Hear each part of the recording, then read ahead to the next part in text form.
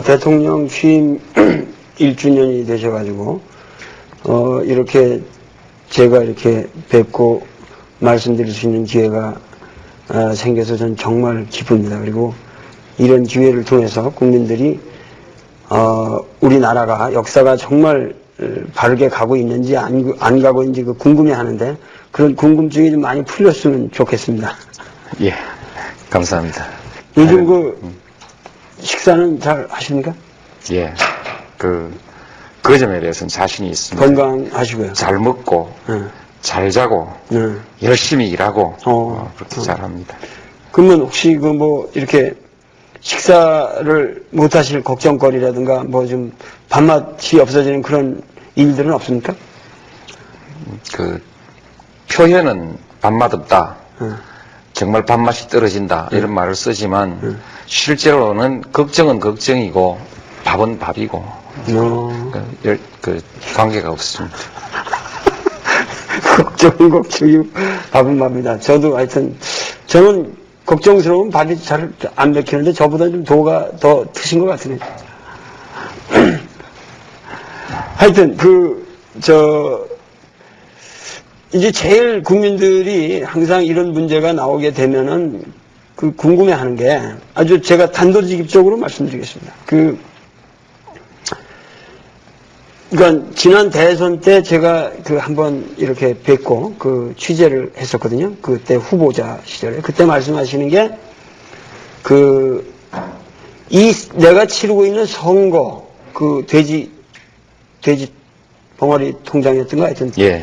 이런 운동이라든가 그런 거에 제가 진실성을 저는 조금 더 회의하거나 그러진 않는데, 그러니까 내가 지금 치르고 있는 선거 과정 자체가 하나의 나는 우리 정치의 혁명이라고 생각한다. 그리고 여기서 도덕성이 확보되는 것이 나의 정치의 출발이다. 이렇게 말씀을 그때 분명히 하셨고, 그런 것 때문에 국민들은 이제 노무현을 찍었던 겁니다. 예. 그런데 여태까지 이제 지난 1년 동안에 가장 국민들이 자질구레한 말실수라든가 이런 그걸 저는 실수라고 생각 안 하지만은 하여튼 그런 거 가지고 국민들이 실망을 느낀 것이 아니라 가장 큰 문제는 그러한 도덕성을 가지고서 그런 도덕적인 과정에 의해서 대통령이 됐다고 자부하는 그 사람이 그 과정에서 비도덕적인 돈을 먹었다든가 돈을 먹은 걸 하여튼 간접적으로 알았다든가 이런 이중성이 있으면은 그것은 안 되지 않느냐. 이제 그런 문제가 지금 보면은 가장 큰 문제일 것 같은데요. 그렇습니다. 지금 저로서는 그게 가장 큰 위기죠. 국민들은 불순물이 전혀 없는 완벽하게 깨끗한 물을 바라고 그렇게 이제 참여하고 그렇게 해줬습니다. 또 모든 국민들이 그것을 다 기준으로 한 것은 물론 아닙니다만 어쨌든 그랬습니다. 그랬는데 강물이 이렇게 흘러오면 이 도시를 지날 때도 있고 또 큰 농토를 지날 때도 있고 그러면서 또 오염물질이 섞여 들어옵니다. 또 흐르면서 자정하고 또 섞여 들어오고 정치인의 역정도 그런 거 아닌가 싶습니다. 열심히 저로서도 순수한 상태나 깨끗한 상태를 유지하려고 나름대로 열심히 노력했습니다만 그러나 이렇게 오는 과정에서 변명으로 말씀드리면 좀 피하기 어려웠던 그런 과정들이 있었습니다. 대통령이 될 때까지 정치를 중단할 거냐 계속할 거냐의 선택을 고민했던 때도 들어 있었지만 조금 더 가보자. 그래도 이렇게 해서 왔는데 어쨌든 그 문제에 관해서 제가 지금 할 수 있는 일은 제 스스로 결정하는 것이 아니라 국민들의 결정을 기다리는 수밖에 없습니다. 후보가 되고 나서 이 후보의 처지가 호랑이 등에 탄 사람 처지여서 내릴 수가 없습니다. 그렇고 지금 현재는 제가 어쨌든 큰 그 합성 버스에 운전대 타고 있습니다. 적절한 시기에 국민들의 평가에 의해서 내리라는 명령을 받기 전에 덜렁덜렁 내가 차 세워놓고 내리겠다 그렇게 할 수도 없는 것이 제 처지입니다. 이번 총선을 거치면서 국민들의 뜻이 어디에 있는지 제가 잘 판단하고 또 존중해서 처신하겠습니다. 그런데 아니 그런 게 중요한 게 아니라 저의 관심으로 볼 적에는 그게 뭐 몇 푼이 오갔냐 안 갔냐 그걸 알았냐 모르냐 이런 중요한 문제보다도 하나의 그러한 도덕적인 명분을 내놓고 그 과정으로 해서 대통령이 된 사람의 입장에서 그 과정에서 최소한 나는 도덕적인 꺼리낌은 없었다라는 얘기는 할 수 있어야 되지 않는가? 그러면 좋겠죠. 그렇게 말할 수가 없는 것이 저로서는 매우 안타깝고 힘든 처지입니다. 다만 이제 어쨌든 버스 운전대에서 내가 운전을 해야 되는 처지가 됐습니다. 열심히 버스가 안전하게 목적지 또는 중간 목적지까지 가도록 어쨌든 저는 제 최선을 다해야 되는 다 할 생각이고요. 그 다음에 이제 그런 허물이 없으면 좋습니다. 그러나 허물이 생겨버린 겁니다. 좀 민망스럽지만 그래도 이급수 정도는 되지 않냐. 그렇게 도덕성의 문제도 완벽한 순수성을 추구하는 것은 현실적으로 불가능하다. 4급수도 있고 3급수도 있고 2급수도 있고 있습니다. 2급수는 조금 정화하면 먹을 수 있습니다. 그렇게 변명을 하고 그렇게 밀고 나갈 수밖에 없습니다. 그리고 10분의 1론이 10분의 1을 10분의 1 이하로 먹었다 안 먹었다 이런 얘기보다 그건 전혀 정치적 도덕적 구속력이 없는 건 사적인 발언이니까 저는 그건 구속력이 없는 말이라고 생각하거든요. 그건 이제 얼마나 할 수 있는 얘기인데 문제는 재신의 문제는 그거는 분명히 말씀하신 거기 때문에 그것이 어느 시점에서 분명히 그거는 뭔가 어떤 방식으로 해결이 돼야 되는 문제라고 생각하는데 그거는 어떻게 지금 생각하십니까? 그 발언을 한 것은 책임을 져야 한다는 것입니다. 책임을 져야 한다. 그리고 국민들이 미처 알지 못했던 상태에서 저를 대통령으로 선택했는데 새로운 사실이 밝혀진 이상 국민들의 선택을 다시 물어보는 것이 최소한의 정치인으로서의 도리라는 생각으로 그렇게 했습니다. 그러나 이제 구체적으로 현실적으로 어떻게 할 거냐 이 절차가 답답하게 막혀버렸습니다. 그런데 저는 이번 총선 과정을 거치면서 대체로 그 문제에 대해서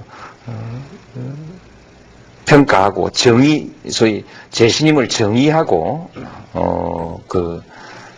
소위 평가를 하고 할 수 있는 그런 근거가 마련될 것으로 그렇게 생각합니다.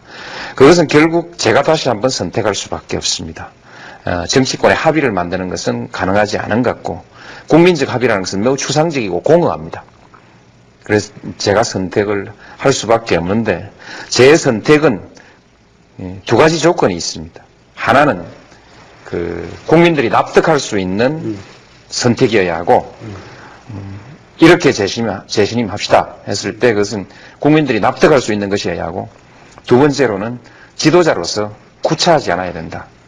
그래서 납득할 수 있는 방법으로 구차하지 않게 반드시 재심이라는 그런 과정을 거치도록 하겠습니다.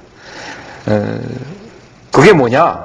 그렇게 이제 많은 사람들이 자꾸 질문하는데 아직까지 저도 구체적으로 그 방안을 마련해 놓고 있지는 않습니다. 이 원칙을 지키면서 구체적인 방법을 국민들에게 제시하겠습니다. 노 대통령님께서는 하여튼 민주에 대한 소신이 확실한 분이신데 그거 자체가 상당히 그 국민들 사이에서는 이제 그 그러니까 그 논란의 대상이 될 수가 있는 거거든요. 무슨 얘기냐면은 예를 들면은 과거에 제가 그 50일 취임 50일 제가 그 인터뷰를 했을 적에도 나는 대통령으로서 그렇게 모든 일들에 내가 자꾸만 개입한다고 하는 것 자체가 그것이 과거의 잘못된 대통령상의 연속이기 때문에 그 가치관을 나는 근본적으로 바꾸고 싶다. 그래서 제가 그것을 굉장히 훌륭한 무의지치라고 제가, 무의지치의 혁명이라고 제가 표현을 했습니다만은 국민들 입장에서 볼 때는 노무현의 무의지치는 그것은 무능력이고 오히려 그것은 하나의 방관에 불과한 거지. 그건 국민들이 볼 적에 국민으로서 우리를 리드해달라고 뽑아 주었으면 당연히 철저하게 리드할 면에서는 리드를 해야 되지 않느냐. 이것이 과연 이런 것이 무의지치냐 하고 국민들은 반론을 제기하거든요. 예. 할 것은 하고 안 할 것은 안 해야 됩니다. 그 다음에 안 할 것 중에서 또 그 두 가지가 좀 나누어집니다. 갈라서 봐야 합니다. 예를 들면 지난번 우리 대담할 때 내가 개입하지 않는다라는 것을 두 가지로 말씀드렸는데, 하나는 그 정당 운영에 대해서 과거처럼 총재로서 개입하지 않겠다. 말하자면 민주적 원칙이지요. 그 보수 정책 총재겠죠. 그 다음에 검찰권의 운영이라든지 이런 그 운영에 관해서 독립성을 주겠다. 이런 그 민주적 원칙에 관한 것입니다. 하나는 기술적인 문제에 관한 것이죠. 기술적인 문제인데, 예를 들면 지금 이제 그 동계올림픽을 다음 동계올림픽 유치 운동을 또 할 텐데 우리가 유치 장소를 무주로 할 거냐, 전라북도 무주로 할 거냐, 강원도 평창으로 할 거냐, 이걸 자꾸 대통령들을 정해달라고 하는 겁니다. 그런데 그것은 그 유치하는데 가장 유리해야 하고, 그 다음 유치하는데 기술적으로 가능하고 유리해야 하고, 또한 유치해서 표를 가장 많이 받을 수 있는 곳이어야 하지 않겠습니까? 그렇죠. 그 다음 대회 운영이 원활해야 하고, 대단히 기술적인 문제이기 때문에 이것을 대통령이 정해버리면 일이 거꾸로 될 수가 있거든요. 그렇죠. 그런 것은 대통령이 개입하지 말아야 한다. 제가 그 울산 정차역을 만들어 달라고 했을 때 고속전철, 내가 해드리겠습니다 라고 그렇게 표현하기보다는 반드시 됩니다 라고 표현했습니다. 왜냐하면 그것도 사업인데 국민에게 편익을 제공하기 위해서 철도를 만들고 또 철도는 철도청 그것을 통해서 이 수지를 맞춰야 합니다. 국민에게 편익을 제공하기 위해서도 100만 도시에 서야 하고 그 다음에 사업성이 있도록 하기 위해서도 100만 도시에 서야 하는 것이거든요. 사리를 보니 될 것 같습니다. 이건 말해줄 수 있습니다. 그러나 스키장에 동계올림픽장에 관한 문제는 제가 사리를 가지고 그렇게 답을 할 수가 없습니다. 그래서 제가 정당 개입은 하지 않는다, 내가 결정할 수 있지만 이건 내가 결정할 문제가 아니죠. 그래서 이제 빠진 것이지, 이건 일반적인 무위하고는 좀 다릅니다. 예를 들면은 많은 사람들이 검찰까지 놔가면서 어떻게 통치를 할 거냐 하고 했는데, 결과적으로 보면은 사실은 저는 국민들도 그걸 이해를 해야 된다고 생각하지만은 검찰을 독립시킴으로써 결과적으로 그건 굉장히 잘된 일이거든요. 그러니까 그런 거는 어떻게 되든지 간에 노 대통령의 입장을 저도 지원할 수가 있습니다. 그러나 외교라든가 국방이라든가 교육이라든가 이런 문제들은 뭔가 이렇게 방관하거나 방치하고 방관 방치를 안 하도 민주적인 과정으로만 이루어지는 문제들은 아니거든요. 그러니까 그런 문제에 대해서 확고하게 풀 것과 풀지 않을 것을 구분하는 그러한 리더십. 그러니까 이것이 말씀하시는 바 여태까지 강력한 리더십이라는 것이 민주주의의 함정이다. 나는 과거에 여태까지 국민들이 갈망했던 그런 강력한 리더십으로서의 대통령이라고 하는 것을 거부하는 것으로부터 나는 새로운 대통령상을 만들어 가겠다고 하는 노 대통령님의 그 민주 철학은 저는 충분히 이해가 갑니다. 그러나 뭔가 그럼에도 불구하고 강력한 리더십을 발휘할 곳에서는 확실하게 발휘를 해줘야 되지 않냐.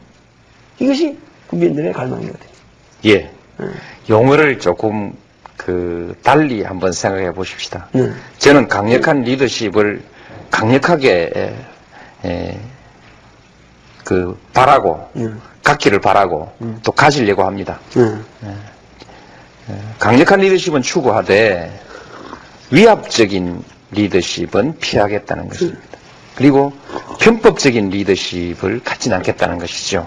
제가 버리려고 한 것은 강력한 리더십이 아니라 위압적인 리더십입니다. 저는 앞으로 강력한 리더십을 가질 것입니다. 지금 강력한 리더십은 몇 가지의 편법적 권력의 행사나 그렇죠. 또는 위압적인 그런 그 권력의 행사를 통해서 이루어지는 것이 아니고 국민적 동의 위에서만 가능한 것입니다. 그래서 저는 그 점에 있어서 국민의 동의, 합의를 토대로 해서 강력한 리더십을 행사하려고 합니다. 그리고 대통령으로서 중요한 결단을 해야 될 시기에 반드시 결단하겠습니다. 예를 들면 지금까지 외교 국방에 관해서 어떤 결정도 단호하지 않았던 것은 없습니다. 망설임 없이 충분히 심사숙고하되 어떤 저항이나 반대가 있더라도 내 지지 기반을 잃더라도 이것은 국가의 장래를 위해서 필요하다고 하면 단호하게 결정해 왔습니다. 물론 그것은 제가 가지고 있는 성격이기도 합니다. 정치를 하면서도 제 스스로의 정치적 생사가 걸린 문제에 관해서도 항상 원칙을 가지고 단호하게 결단해 왔습니다. 그 말씀과 관련돼서 잠깐만 그러니까 대통령이 되시고 나서 이 대북송금 특권 문제가 걸렸었는데 저는 계속 칼럼을 써가지고 특검을 수용하면 안 된다. 그리고 결과적으로 저는 특검을 수용하셔가지고 결국은 진보 세력이라고 그러는 사람들도 위반됐고 결국은 남북 문제에 대해서 미국한테 너무 이니셔티브를 빼앗긴 듯한 느낌도 들고 그렇게 해서 결국 별로 도움이 되는 게 없었지 않은가. 과연 이것이 단호한 결정이었나 하는 회의감이 들거든요. 근데 그러한 문제에 대해서 조금도 나는 거기에 대해서 후회 없었다고 말씀하시는 겁니까? 그렇습니다. 제가 대통령이 되기 이전에 이 문제가 나왔을 때 남북 정상회담이란지 남북 관계를 발전시켜 나간 그런 정치적 결단, 그것은 그것이고 그 과정에서 편법이 사용된 것은 편법이다. 국민들에게 알리지 않은 것은 또 아닌 것이지만 어떤 국민들도 그렇게 인식하고 있고 나도 그렇게 인식했습니다.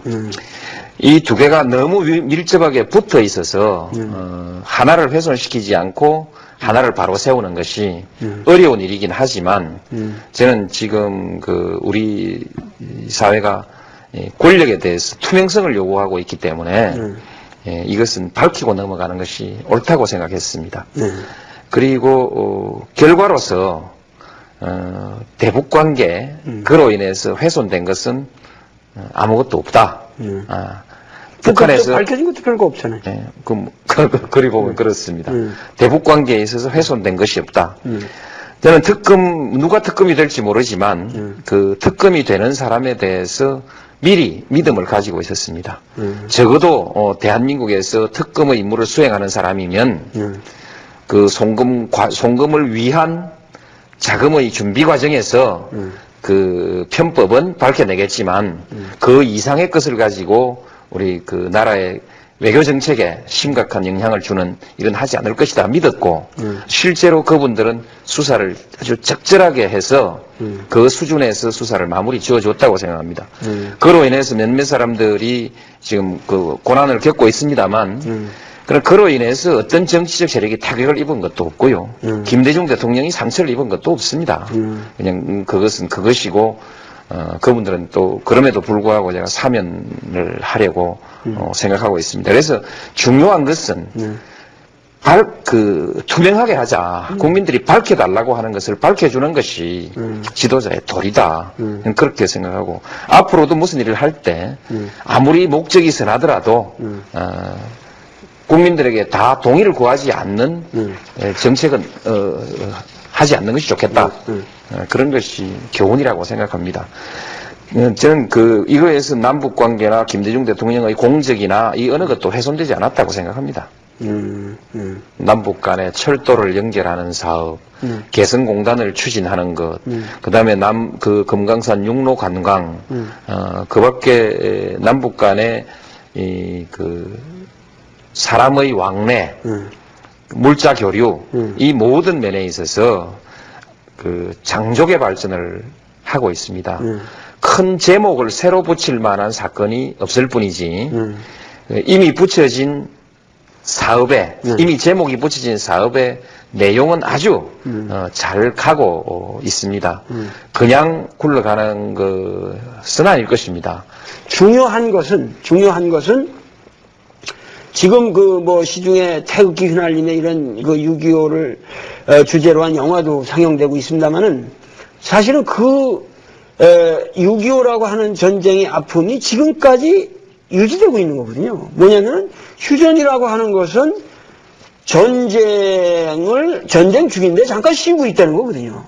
그러니까 지금 우리는 전쟁이 종료되지 않은 상태에 있다는 말씀이죠. 그러니까 어떻게든 이거를 6.25라고 하는 전쟁을 공식적으로 이거는 종료를 시켜야 되지 않냐. 이것이 이제 평화협정이라는 문제인데, 휴전협정을 평화협정은 최소한 이것만은 뭔가 돼야만, 물론 이것이 우리 능력으로만 되는 것은 아니지만, 이런 것은 이루어져야만 뭔가 새로운 시대가 오는 것이 아니냐 하는, 다들 생각이 있습니다만, 여기서 어떻게 생각하십니까? 예. 국제정세와 관계가 이제 변화해야지요. 네. 어떤 냉전 체제에서 세계 질서가 미국의 일극 체제 쪽으로 점점 기울어져 가고 있는 것이 사실입니다. 사실인데 그러나 한편에 있어서는 동북아시아에 있어서의 대결과 긴장은 충분히 풀어낼 수 있는 가능성이 보입니다. 이 전체 속에서 결국 이 문제를 풀어가는 것인데 모든 것이 한 달에 한 건씩 또는 1년에 한 건씩 한 발자국씩 가는 것은 아닙니다. 충분히 바닥에 여건이 조성되고 무르익어 가다가 어느 때 변화가 나타날 때는 순간에 나타나는 것이거든요. 그렇죠. 그래서 남북 관계의 변화도 지금 여러 가지 여건이 조성돼 가고 있습니다.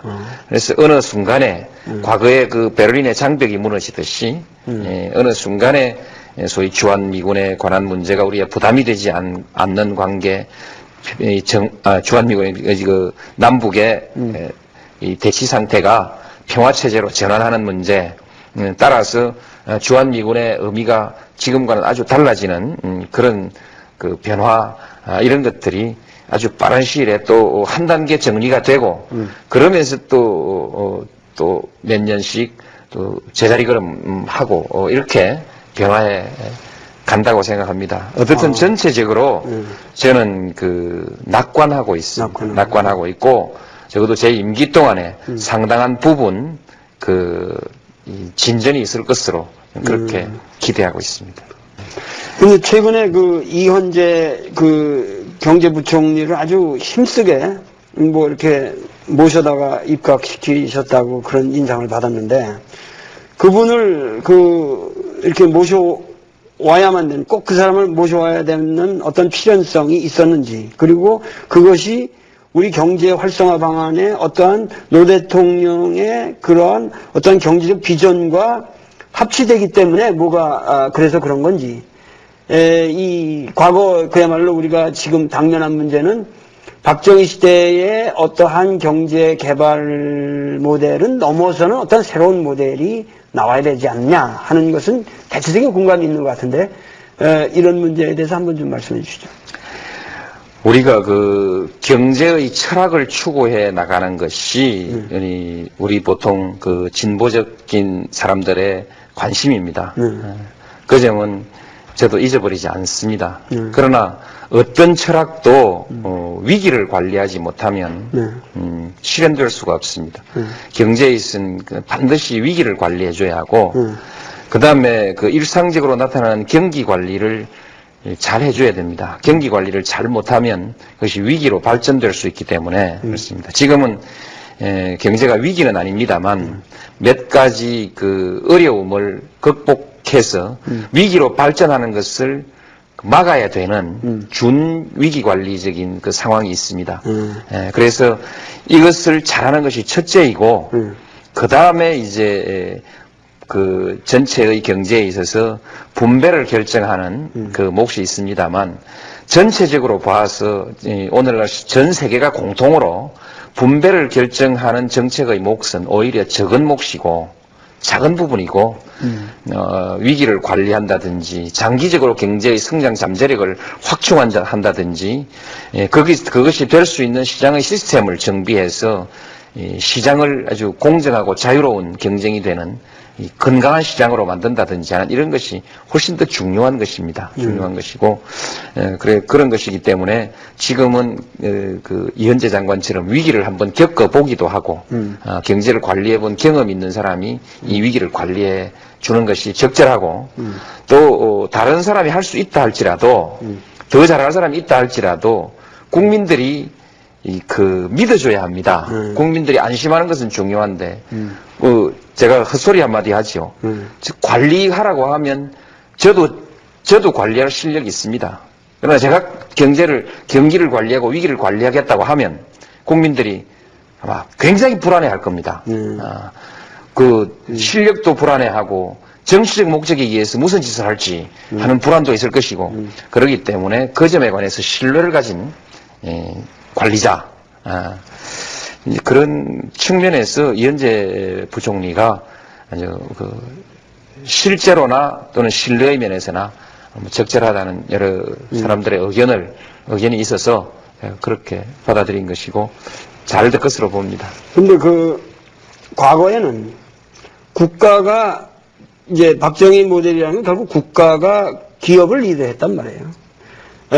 그래서 이제 국가가 알아서 뭐 기간 산업도 해주고 인프라도 깔아주고 뭐 이렇게 해왔고, 그런데 지금은 이제 그것이 뭔가 기업 자체가 이미 국제적인 경쟁력을 갖춘 기업들이기 때문에, 그야말로 이렇게 어마어마한 돈을 정치에다가 헌납하고 그러니까 국내 이런 정치 상황이 아니라면 뭔가 자기들이 알아서 이제는 뭔가 우리 국가의 운명을 개척해 나가는 하나의 선두에 서서 뭔가 자기들이 스스로 뭐를 하나 해 나갈 거라고 생각하는데, 그러니까 우리 국민들의 지금 바람이라고 하는 것은 지금 진행되고 있는 정치 개혁이 얼마 빨리 이게 단축되면 단축될수록 좋고, 단축을 원하는 것은 그것이 어떻게 하면 합리적인 기업 운영과 매치가 돼서 국부를 증대할 수 있는 나라가 되느냐. 이게 지금 국민들의 지금 관심이 아니겠습니까? 근데 우리 노 대통령님은 너무 정치에만 관심이 있어가지고 좀 경제는 좀 약한 사람 아니냐. 뭐 이렇게 좀 보는 시각도 있지 않을까. 언제고 KBS에서 아주 유명한 경제학자 한 분을 모셔가지고 이런 대담 한번 시켜주시면 경제를 적어도 대통령으로서 경제를 관리할 만한 능력이 있는지 없는지 어느 정도는 증명이 되지 않겠습니까? 그런 기회를 한번 주시면 그런 불안은 제가 좀 해소시켜 드릴 수 있다고 생각을 합니다. 그리고 이제 그 국가 역할에 관해서 옛날에는 국가가 그 선수를 키우고 기술도 가르치고 뭐 필요하면 미천까지 대줘서 그렇게 경쟁을 시켰습니다. 그게 이제 소위 뭐 국가주도 경제라고 하기도 하고 또는 관치 경제라고 얘기하기도 했습니다. 지금은 그렇게 하지 않습니다. 각자의 실력대로 합니다. 그런데 각자 실력대로 하는데 독점이 발생하면은 실력대로가 아니고 그 공정한 경쟁이 무너져 버리기 때문에 게임이 안 되거든요. 공정한 경쟁, 자유로운 경쟁의 틀이 있어야 그야말로 실력 있는 사람들이 그 실력이 향상되거든요. 그래서 이 시장의 기본 룰이 깨지는 것은 반드시 막아줘야 합니다. 막아주고. 그래서 저희들 학자들은 시장의 한계 또는 시장의 실패를 얘기하는데 아주 전형적인 예를 하나 들죠. 카드 회사가 카드를 신용조사도 하지 않고 길거리에서 마구 팔았습니다. 수당까지 줘가면서 경품까지 줘가면서 마구 팔았는데 그 결과가 지금 오늘 신용 불량자 대량 생산이라는 결과로 나왔지 않습니까? 이 시장의 실패를 의미하는 것이거든요. 이런 것을 그 정부가 잡아줘야 합니다. 그래서 공정한 게임이 될 수 있는 시장, 그리고 시장이 지속적으로 유지될 수 있는 토대, 이것을 정부가 관리하지 않으면 큰일 나고요. 그런데 시장에서 낙오해가지고 시장에서 진 것이 인생에서 지는 것이 되면 곤란하다는 것이죠. 인생에서 파멸이 되면 곤란하다. 그래서 결국 그 시장에서 실패한 사회적 약자가 다시 재기해서 시장에 복귀할 수 있도록 정부가 프로그램을 마련해 주는 것, 하지 않으면 사회가 붕괴합니다. 그래서 시장을 바치고 사회를 바치고 마지막에는 개인이 시장에까지 갈 수 없고 스스로 생존조차 유지할 수 없는 이런 상황에 왔을 때 한 개인의 한계 상황에 있는 이 생존을 바쳐주는 것, 이런 것이 이제 국가가 할 일이죠. 근데 이런 얘기가 국민들에게는 조금 공허하게 들리는 것인데, 왜냐하면은 제가 그 동네 목욕탕을 자주 가보면은 거기 뭐 이렇게 공장 하시는 분들, 이런 분들이 참 많아요. 근데 오히려 대기업 하는 사람들하고 만나서 얘기하면 그건 차원이 다릅니다. 그러나 우리나라 서민들이나 이런 일반 최소한 중소기업을 하는 분들은 하나같이 대한민국은 규제가 많고 뭔가 상납하는 게 너무 많아가지고, 그리고 괴로움을 당하는 게 너무 많아가지고 정말 장사해먹기 힘들다는 거예요. 공장 운영하기 어렵고. 그래서 그 사람들이 그러고 뭐 여러 가지로 시달리는 거예요. 그러니까 이런 면에서 국가가 그냥 불필요한 규제를 정말 풀어줘야 될 것 같고, 과감하게. 그리고 특히 중소기업, 하여튼 뭔가 이 땅에서 장사를 하고자 하는 사람들이 정말 의욕을 가지고 할 수 있도록 관료들이 도와줘야 될 텐데, 이건 무슨 경제를 기획하는 뭐 재경부의 관리의 문제가 아니라 우리나라 전체 관료 사회가 너무도 부패해 있다는 거예요, 이게. 그런 느낌을 국민들은 갖고 있거든요. 무슨 말씀을 하더라도. 어떻게 생각하세요? 해결해 드리겠습니다. 그러니까 맞습니다.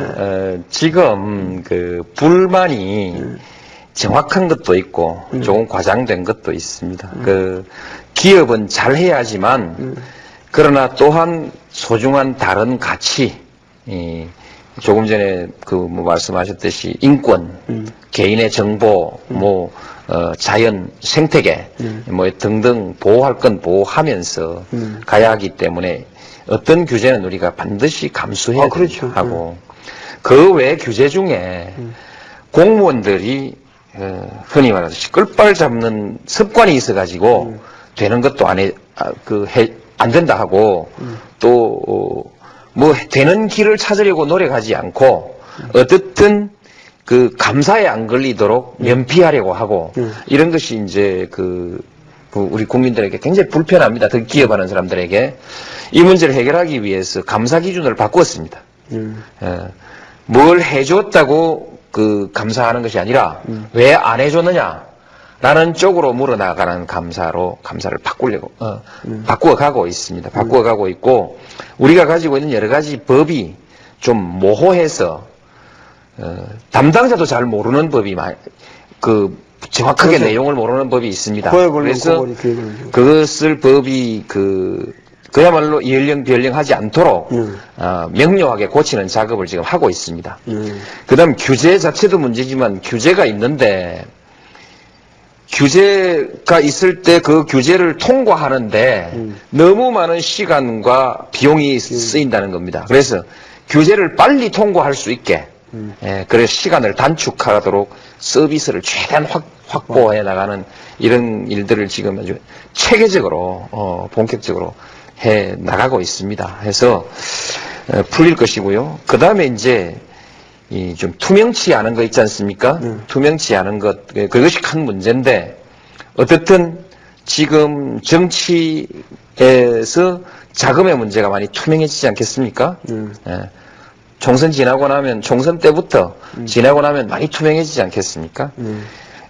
이후 기업과 정치의 관계가 그 유착 관계에서 이젠 정상적이고 합리적인 협력 관계로 바뀌지 않겠습니까? 바뀔 것이고 그러면 기업이 할 일은 투명하게 할 수밖에 없습니다. 이제 투명하게 하고 이렇게 달라질 것만 같은 징조가 지금 나타나고 있지 않습니까? 금년도 총선 끝나고 좀 이렇게 정치 청소할 일을 대강 청소했다 싶고 국민들이 새 출발하자 하는 그런 분위기가 됐을 때 내놓고 그야말로 앞으로 부패 문제, 과도한 그 공무원들의 조금 직권의 오남용에 관한 문제 이런 것은 분명히 해결되겠다는 믿음을 가질 수 있도록 계획도 내놓고 반드시 또 성공시켜 나가겠습니다. 근데 우리나라의 소위 말해서 이 관료 사회 문제라고 하는 것은 전 세계사적으로 볼 적에 이렇게 관료 제도가 오랜 역사를 가지고 있는 나라가 많지 않습니다. 무슨 얘기냐면 벌써 조선 왕조 초기부터 우리는 관료제가 아주 확고하게 확립이 됐고 그것이 과거제라는 걸 통해서 이렇게 확립이 됐고 권력과 밀착되어 있었기 때문에 여태까지 이 탐관 오리의 문제는 이거는 아주 뼈저린 문제입니다. 그래서 이것이 사실은 우리나라 정치의 거의 실제적인 지금 그 정치개혁이라고 하는 문제와 를 빼놓고 얘기하면 거의 전부라고 말해도 정도로 이게 심각한 문제인데 물론 여러 가지로 이 교란이 일어나고 있죠.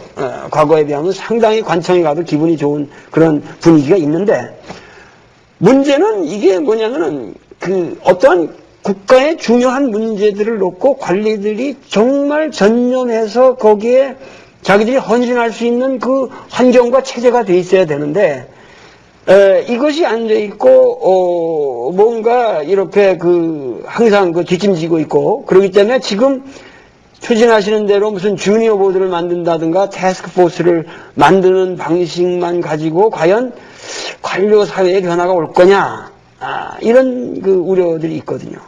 변화가 일어나고 있습니다. 변화가 혁명적 수준으로 일어나고 있습니다. 근데 혁명보다 개벽을 좋아하시기 때문에 지금 천지 개벽이 일어나고 있습니다.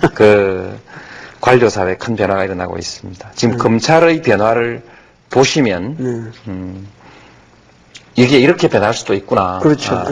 생각할 수 있듯이 관료 사회 전반에 관해 공무원 사회 전반에 그에 준하는 변화가 일어나고 있습니다. 그리고 우리 한국 사람들은 해낼 수 있습니다. 오랜 그런 인습을 가지고 오랜 과거의 전통과 인습이 발목을 잡고 있는 것은 사실이지만 한국 사람이 변화를 이루어내는 속도는 그렇죠. 또한 세계적이지 않습니까? 옛날에는 전당대회 하자면 다 동원비를 주었습니다. 주어서 모였는데 지금은 이제 동원비 없이 전당대회가 이루어지고 있습니다. 이 한 가지만 보더라도 이미 혁명이 일어나고 있는 것이거든요. 그렇기 때문에 지금 목화 천지개벽은 진행 중입니다. 이런 문제랑 관련해서 우리 사회의 가장 큰 문제가 이게 교육 문제인데 많은 학부형들이 자식들을 우리나라 학교에 못 보내고 외국으로 보내고 있고 그것이 뭐냐면 이 공교육의 이런 피폐화라든가 그리고 여러 가지로 지금 이제 평준화 문제 이런 것들이 걸리는데 이게 저는 그 교육개혁이라는 걸 아무리 고민해봐도 이렇게 해도 걸리고 저렇게 해도 꼭 걸리는 문제들이 있어요. 그런데 이런 문제에 관련해서 어떠한 입장을 가지고 계신지. 평준화만 가지고 결론부터 말씀드리면 당분간 유지해 가는 것이 좋다.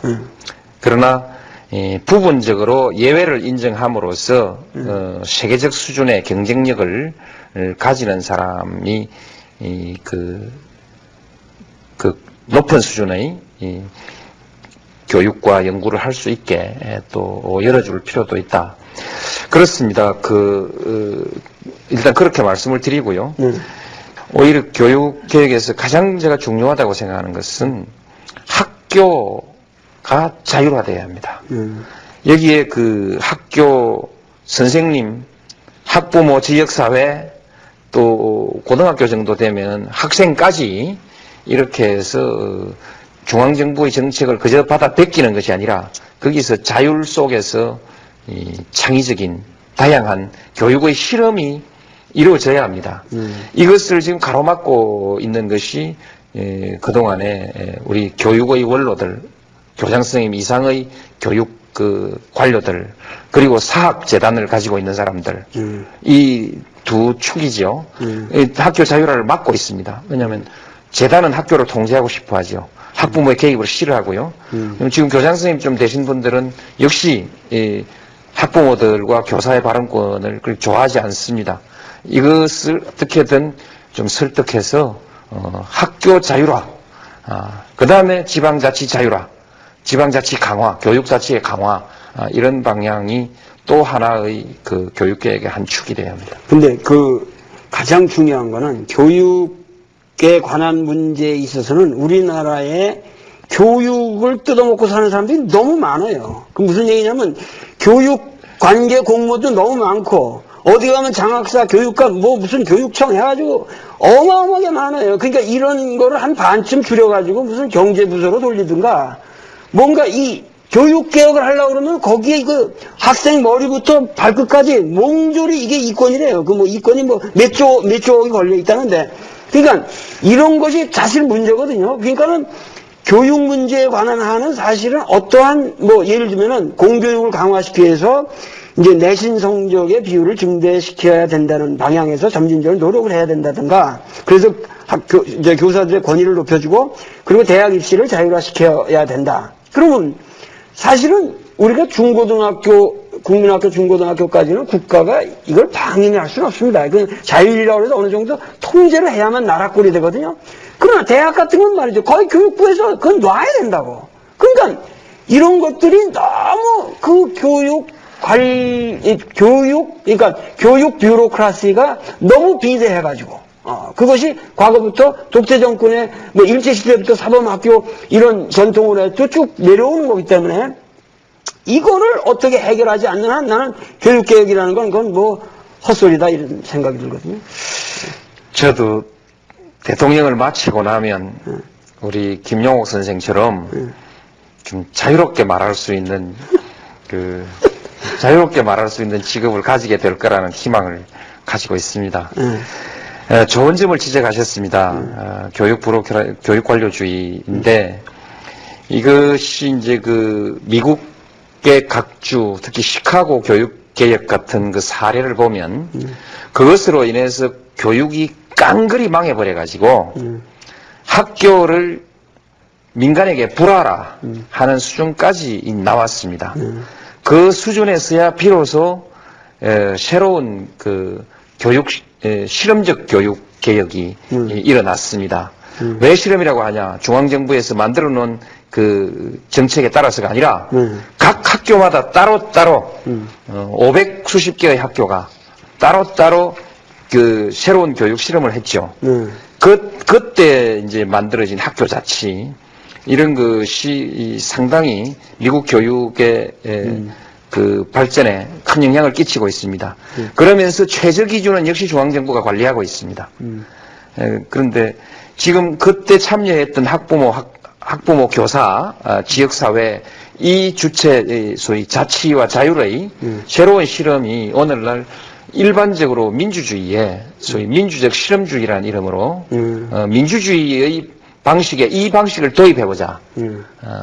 그렇게 할 만큼 우리 사회 변화에까지 큰 그 기초를 제공하고 있습니다.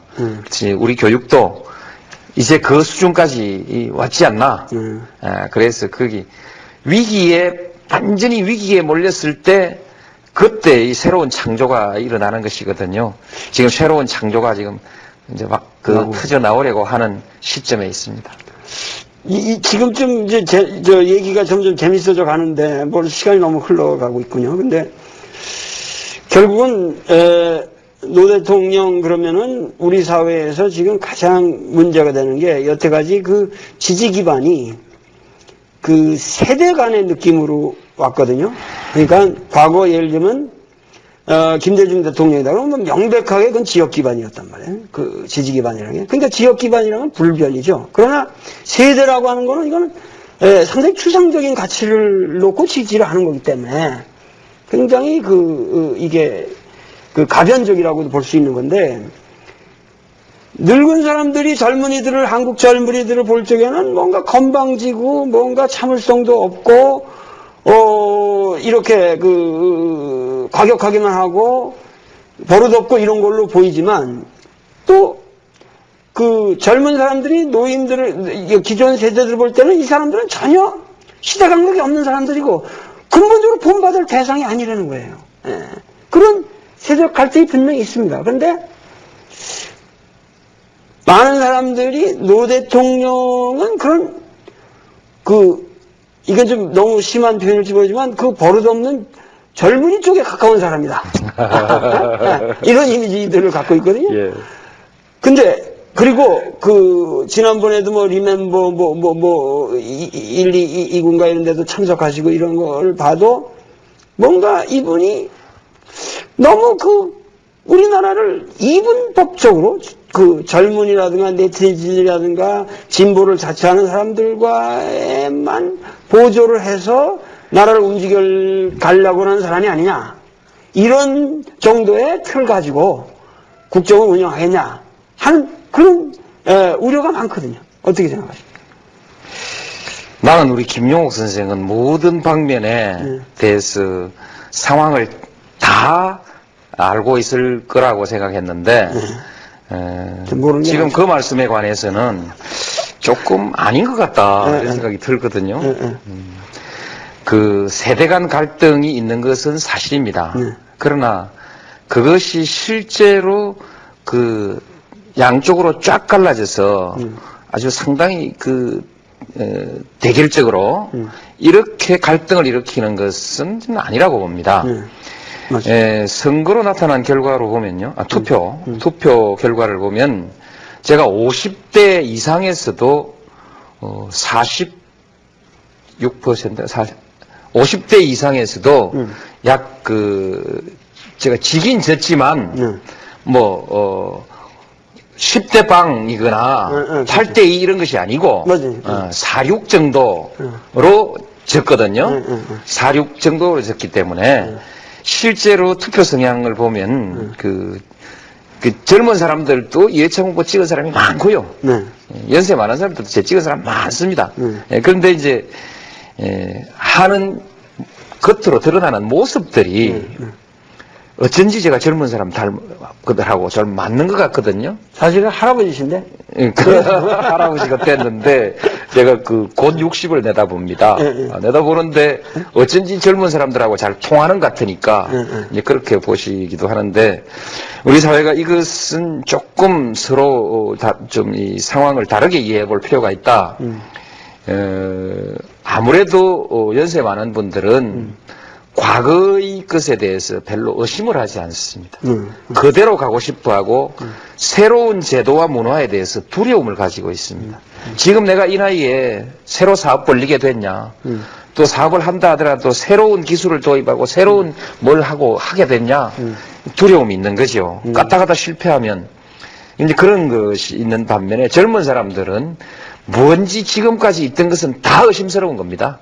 다 의심스러우니까 전부 다 시비를 겁니다. 이제 시비를 거는 그런 경향이 있죠. 이러다 보니까 이 충돌이 생기죠. 그러나 거기에서 모든 것을 의심하면서 그게 변화의 동력이 생기고 뭔가 새로운 기술도 나오고 문화도 나오고 뭐 별의별 게 다 나오는 거죠. 그렇죠. 뭐 요새 뭐 영화가 막 저 영화가 저렇게 성공하는 것도 그렇죠. 그 젊은 사람들의 도전이거든요. 이제 지금은 변화의 시대입니다. 빠른 변화의 시대이기 때문에 대통령이 이런 변화를 나이는 젊지 않지만 뭐 적어도 어리진 않지만 이런 젊은 사람들과 변화를 호흡해가면서 우리가 가지고 있던 기존의 질서, 제도 이런 것에 대해서 하나하나 의문을 제기하면서 이거 왜 이렇게 해야 돼? 바꾸면 안 돼? 가장 효율적인가? 더 효율적인 방법 없는가? 끊임없이 문제 제기를 해가면서 사회를 변화시켜 나가고 있다. 지금 공무원 사회가 뷰로크라시를 말씀하셨습니다만 이분들이 젊은 분들도 조직 자체가 소위 말하자면 보수적이거든요. 내려온 전통, 내려온 기득권, 그렇죠. 이거 갖고 꽉 변하지 않고 있단 말이죠. 여기 대통령이 딱 선두에 서서 이거 왜 이런 방법으로 합니까? 이 문제 하나만 해결할 것이 아니라 이 문제 바닥에 깔려 있는 시스템의 문제가 근본적으로 잘못되어 있는 거 아닙니까? 그래서 이 문제 하나만 해결하지 말고 시스템 전체를 다시 한번 점검합시다. 이렇게 지금 가고 있거든요. 다행 아닙니까? 그래서 변화해야 사는데 그 변화 중에 어떤 것은 좀 실패하는 변화도 있고 어떤 것은 보니까 아닌 것도 있겠지만 그러나 그런 끊임없는 시도 속에서 큰 틀에 있어 변화가 일어나지 않습니까? 좀 대한민국이 그래도 다행이라고 생각합니다. 다행이죠. 훌륭한 나라죠. 그런데 너무 대통령이 앉아서 뭐 이렇게 집무실에 앉아서 뭐 네티즌들하고만 이렇게 하고 있는 것 같고 뭔가 이게 전체적인 그러니까 그렇게 진보와 보수라는 개념이라든가 그 세대 간의 문제로만 내가 이 사회를 인식하는 사람이 아니다라고 말씀하신다면 너무 급격한 변화를 추구하는 젊은이들이나 이런 사람들도 아주 권위 있게 야단도 척하면서 또 나이가 많이 먹은 사람들도 노 대통령의 말씀을 듣고 생각이 변할 수 있는 사람도 많이 있단 말이에요. 그리고 우리 사회는 보이지 않는 그 진리에 대한 그 근본적인 향심이 있는 나라란 말이에요. 그러니까 그런 걸 전체적으로 아울러서 이렇게 좀 뭔가 권위 있게 그들에게 설득을 하는 모습을 안 보이고 너무 젊게만 보이려고 한다라는 이제 그런 인상이 있는 거죠. 그러나 뭐 그거는 지금 말씀하신 대로 우리는 변혁의 시대에 살고 있기 때문에 누가 더 변혁에 같이 긍정적으로 따라오냐에 따라서 나는 살 수밖에 없다. 기자는 비판을 문제를 찾고 또 문제를 제기하고 또 비판을 하고 이 직업이죠. 우리 김용옥 선생 기자 하시더니 자꾸 그렇게 보시거든요. 한번 생각해 보십시오. 제가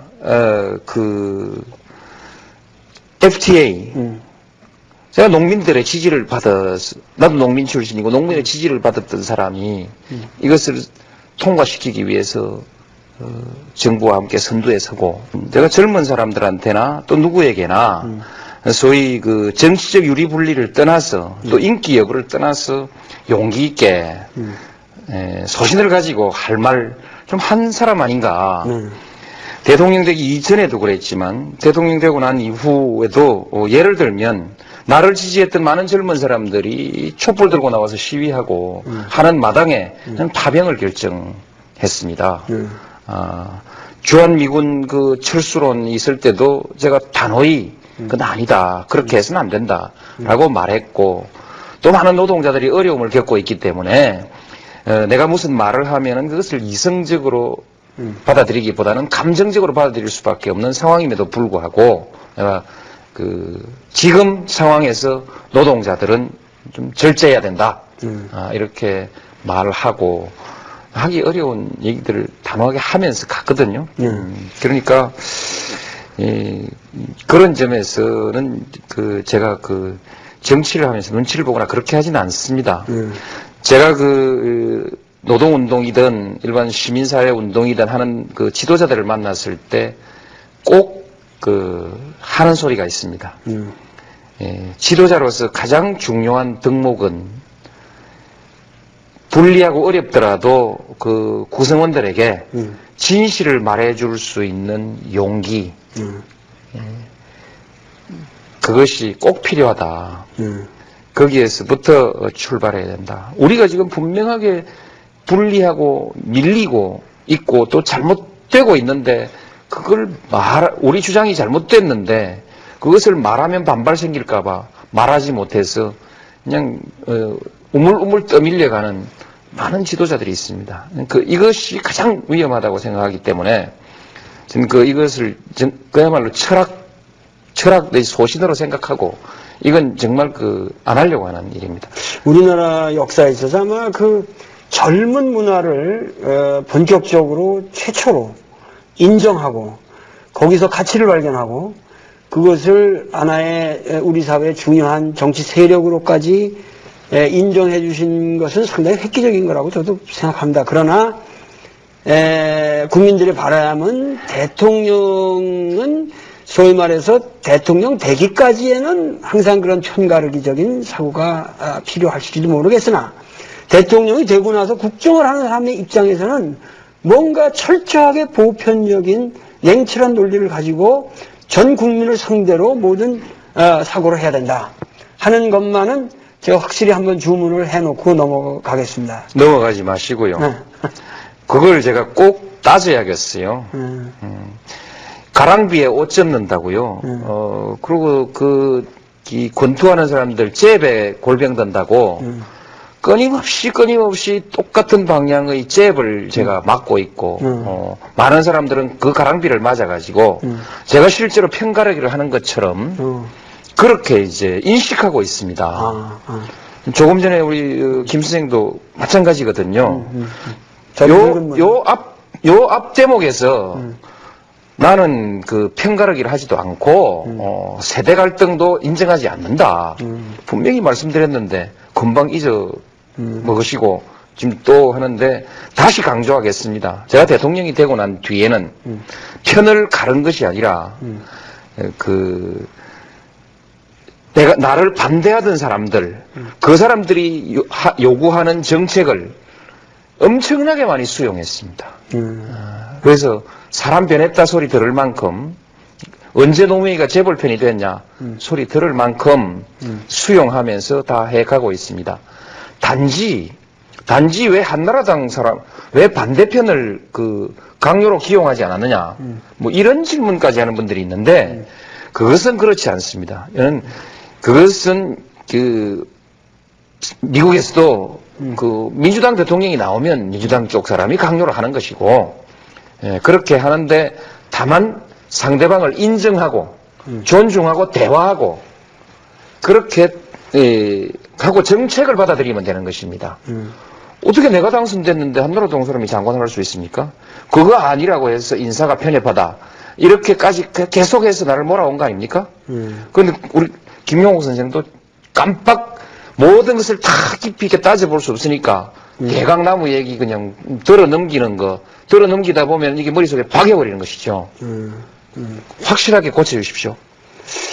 근데 그러면은 최근에 저는 제 입장에서 똑같은 질문을 하는 것 같은데 예를 들면 청와대 인사도 뭔가 386 세대가 물러나고 뭐 테크노크라트들로 이렇게 좀 바뀌었다 그러는데 그런 것도 뭔가 기존의 그러니까 그건 뭐 젊은 세대 이걸 떠나서 뭔가 자기의 어떤 개혁적 소신이라든가 이런 거에 대한 후퇴냐 그렇지 않으면 무슨 정치 지금 선거를 앞둔 어떤 전략이냐 뭐 이런 식으로 얘기를 또 하거든요.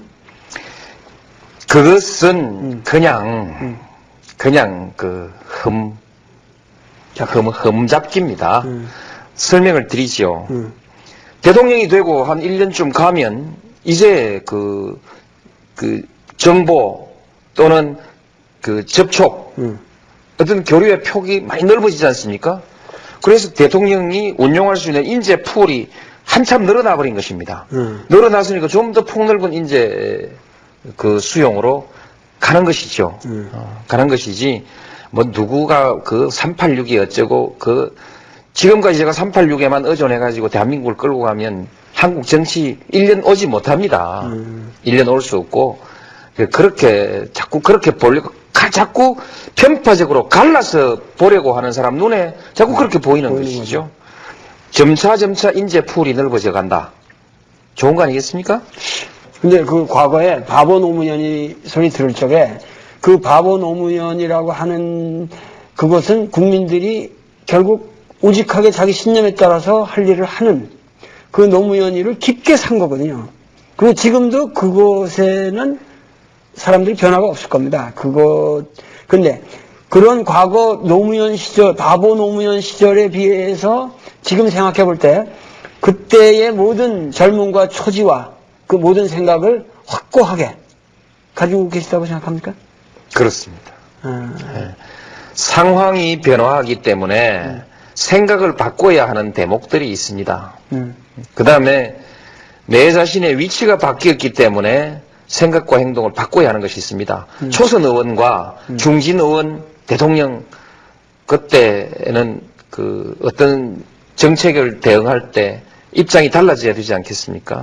그렇게 필요한 변화 이외에 근본적으로 우리가 추구하고자 했던 가치, 그것은 말하자면 투명하고 공정하고 말하자면 정의라는 것이 살아있는 사회, 모든 사람에게 기회가 열려있는 사회, 그리고 지금까지 지배를 받고 정치의 대상이었던 사람이 스스로를 각성하고 참여하고 그들이 함께 더불어서 사회를 이끌어가는 사회, 다양한 가치들, 다양한 주장들이 활발하게 그야말로 사상의 자유시장에서 경쟁하면서 경제도 그렇게 하고 정치도 그렇게 하고 열린 사회 아니겠습니까? 열린 사회. 그런 꿈은 결코 버릴 수가 없습니다. 하여튼 저도 최근에 이 인터뷰를 하기 위해서 그 노무현이 만난 링컨이라는 책을 제가 읽었습니다. 근데 역시 이 책에서 말씀하셨지만은 뭔가 그 정의롭게 사는 자가 결국은 승리하는 그러한 것에 대한 소신을 가지고 이 링컨을 만나셨다고 그랬는데 하여튼 그런 것이 막 계속해서 그렇게 잘 그런 신념이 유지되기를 국민들은 모두 바라고 있겠죠. 그리고 조금 아까 저보고 기자라고 말씀을 하셨는데 물론 기자적인 그런 생활이 저도 뭐 1년 이상 배웠습니다. 근데 이 언론이라는 게 사실 이게 문제거든요. 우리 사회에. 근데 제가 이제 이렇게 나오니까는 KBS에서 이렇게 설문 써준 거에도 뭐냐면은 이제 좀 1년도 되고 그랬으니까 언론과도 좀 친화적으로 뭔가 포용적으로 나가야 될 거 아니냐 이렇게 저한테 질의서를 써줬는데 저는 그런 질문을 하고 싶지가 않거든요. 무슨 얘기냐면은 언론이 분명히 우리 사회가 잘못된 거 있으면 그것이 정말 고쳐야 되는 겁니다. 그걸 고쳐야 되는 거고 그것도 국민들이 바라고 있는 것일 거고 그러면 언론에서 정말 당신이 생각하기에 무엇이 우리 언론의 가장 큰 문제냐 이것 좀 한번 아주 솔직하게 말씀해 주세요. 그리고 어떻게 고칠 건지. 예, 조금 전에 내가 기자를 언급했는데, 기자를 나쁘게 말한 것이 아닙니다. 모든 직업은 직업적인 습관을 가지게 되거든요. 그건 또 비판이 있음으로써 우리 사회가 건강해지는 것이기 때문에 나쁘게 말한 것은 아닙니다. 혹시 오해 없으시기 바라고요. 다만 언론 하면 한국 언론에 문제가 있죠. 크게 보아서 우리 한국의 언론이 전반적으로 가지고 있는 문제점들도 있습니다. 사실에 치열하지 않다. 진실, 사실에 치열하지 않고 공정한 평가에 대한 책임감이 조금은 부족한 것 같다. 이게 전반적인 것이고 경우에 따라서 우리 사회가 권력이나 끝발을 가지면 조금씩 나쁜 버릇이 생기는데 일반적으로 막 그런 경향도 좀 있었다. 이것이 일반에 관한 문제라고 한다면 일부 소수의 특정 언론은 말하자면 특수한 과거의 부조리한 상황에서 기득권을 쌓고 또 그 기득권적 질서를 그대로 관철해 나가고자 하는 이런 그 시대 역행적인 경향이 있거든요. 우리가 지금 그 특권과 반칙, 야합 이런 것으로 거래되고 이렇게 해서는 미래가 없지 않습니까? 그러나 거기에 익숙해 있는 일단의 사람들이 있습니다. 다 이미 바꾸어가고 있습니다. 바꾸어가고 있는데 끝까지 안 바꾸고 버티는 집단들이 있거든요. 정치하는 사람들도 그 중에 하나고, 일부 한두 언론사도 그런 기초 위에 서 있습니다. 이것은 근데 그것이 그냥 자기들끼리 그러면 좋겠는데 저를 하도 못 살게 하니까 나도 자구적인 방어를 해야 되지 않겠습니까? 이 두 가지가 겹쳐 있는 상황에서 저는 언론 일반을 개혁하라고 했다기보다는 공격을 막아내기 위해서 방어했을 뿐입니다. 근데 지금 말씀하신 데서 가장 그 핵심적인 게 나는 개인적인 내가 피해를 보기 때문에 그걸 방어한 거라는 얘기가 국민들에게 설득력이 별로 없단 말이죠. 무슨 얘기냐면은 대통령 정도 됐으면 개인적인 관계에서의 언론과의 관계는 오히려 양보를 해도 언론의 근본적인 문제에 대해서 국민이 각성하고 그것을 참여할 수 있는 근원적인 대책을 가지고 어떤 시스템을 바꿔놓는 그런 거를 해야지 그런 어떤 개인적인 감정을 가지고 자꾸만 언론을 대응하는 것 같다. 그러니까 여기에 대해서 보다 예를 들면 언론의 배급 체계를 완벽하게 고친다든가 뭔가 이런 그 근원적으로 언론에도 기업에도 도산이 있는데 왜 언론이라고 그것이 잘못하면 부침이 있어야 되는데 그런 게 없는 그냥 카르텔을 형성해가지고 꽉 뭔가 이렇게 움직이지 않게 돼 있다. 이런 거는 문제가 있다면 뭔가 그런 걸 체제를 바꿔야 된다. 이런 얘기를 하는 거죠. 드디어 우리 이제 김 선생께서 논쟁적으로 문제 제기를 하거든요. 두 개가 다르지 않습니다. 제 개인의 문제라면 저 안 싸웁니다. 개인과 개인이 경험하고 있는 일이고 겪고 있는 일이지만 저 개인의 문제가 아니기 때문에 피해갈 수도 없고 물러설 수도 없게 된 것입니다. 그래서 개인의 문제가 아니고요. 그 다음에 이제 전체적인 제도를 고치는 것이 중요하지요. 그러나 그 제도 개혁이라는 것은 현실적으로 가능한 상황에서 그것이 실현될 수 있는 토대를 가지고 있을 때 그 개혁을 주장하고 실천하는 것이지 그것이 되지 않을 상황에 있을 때는 안 되는 일은 끄집어내면 신용만 떨어지고 그렇게 되기 때문에 제도 개혁에 관한 문제는 제가 지금 그 얘기하는 것이 적절치 않다 생각하고 다만 이 시점에서 사실 하나하나 매우 중요한 문제입니다. 궁극적으로는 제도보다 더 중요한 것은 그 시기에 당사자들의 반응입니다. 전 국민이 저처럼 반응한다면 우리 언론 제도 고칠 필요 없습니다.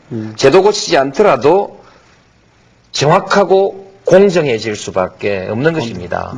그렇기 때문에 이렇게 지금 해나가고 있고 요컨대 이런 논리가 무엇보다 중요한 것은 많이 달라졌지 않습니까? 네, 많이 달라졌습니다. 우리 공무원들이 아주 좋아합니다. 이제 당당하게 맞은 건 맞다, 아닌 건 아니다라고 할 수 있게 돼서 이것만은 정말 잘 된 것 같다. 그렇게 생각하고 있고 많은 언론인들도 우리도 바뀌어야지 잘 된 거 아니냐 이렇게 평가하고 있습니다.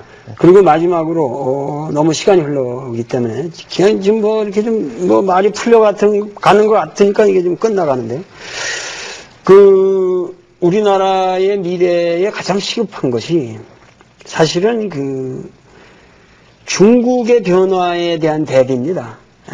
예를 들면은 뭐 이제 YS 시대는 뭐 세계화, 무슨 뭐 하여튼 DJ 시대는 뭐 IT, 뭐 이런 뭐가 그 역점이 있어서 이렇게 해왔는데 제가 보기에는 그 노무현 시대는 뭔가 그 이 중국의 변화에 우리가 확실한 대응을 하지 않으면 우리가 살아남을 수가 없다.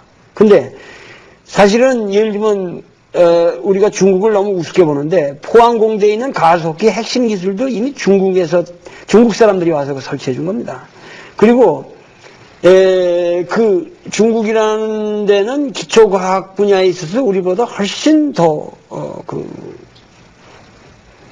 선진돼 있는 측면이 있고, 그리고 또 이 지금 모든 거기 개혁의 변화 스페이스가 아주 빠르게 움직이고 있단 말이죠. 그리고 특히 인재 그 배양에 있어서 엄청난 그 효과를 누리고 있고, 그래서 이러한 변화에 대해서 과연 어떻게 우리가 이 중국의 변화에 대처할 것인가 하는 문제도 한번 좀 잠깐 언급해 주시죠. 가장 중요한 것이 그것을 그 위협으로 생각하고 두려워하는 것이 아니라 기회로 생각하고 능동적으로 대응해 나가는 것입니다. 자신감입니다. 많은 시골 사람들이 서울로 올라왔습니다. 서울에서 지금 살고 있는 사람은 새로 올라오는 시골 사람보다 훨씬 더 똑똑하다고 볼 수 있는데 거기 시골 사람들이 올라와서 당당하게 경쟁하고 당당하게 말하자면 뭐 주류라고 할까 성공들을 거두어 나갑니다. 왜 서울 옵니까? 시장이 크니까 오는 거 아니겠습니까? 우리 한국에서 1시간, 2시간 거리에 있는 이 거대한 중국에 거대한 시장이 새롭게 떠오르고 있습니다. 떠오르고 있는데 한국으로 봐서는 이보다 더 좋은 기회가 어디 있겠습니까? 드디어 한국이 도약할 수 있는 기회를 맞이한 것입니다. 한국이 그만한 역량이 있지 않습니까? 예, 중국 사람들도 아주 유능하고 우수하고 유능한 민족이지만 우리 한국 국민들이 질 이유가 없지 않습니까? 앞서갈 수 있습니다. 앞서갈 수 있고 또 장기적으로 보면은 나란히 가면 되는 겁니다. 그보다 더 큰 것은 적어도 한국의 국력은 앞으로 일본도 한국을 적대하고는 중국을 다루기가 어렵고 중국도 한국을 적대하고는 일본을 다루기가 어려운 그런 정도의 국력을 이미 가지고 있고 앞으로 가지고 갑니다. 아주 그래서 옛날에 우리가 그 한말에 그 열강의 침탈을 받았던 그 시대의 불행했던 기억에 자꾸만 가위 눌려서 발목이 잡혀서 두려워하는 이런 그 자세를 버려야 됩니다.